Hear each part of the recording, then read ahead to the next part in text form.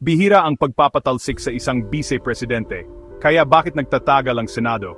Noong Pebrero, pinatalsik ng Kamara si Vice-Presidente Sara Duterte sa botong 215 at ipinadala ang kaso sa Senado. Ngunit pagkalipas ng 4 na buwan, hindi pa rin sinisimulan ng Senado ang paglilitis.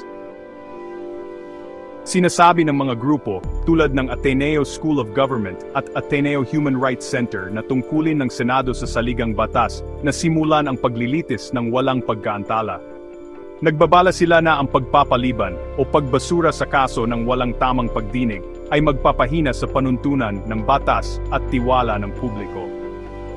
May ilang senador na nagsasabing kailangan ang pagkaantala para sa mga prioridad sa paggawa ng batas, ngunit nakikita ito ng mga kritiko bilang isang taktika para tahimik na mamatay ang kaso kapag natapos ang ika-19 na Kongreso.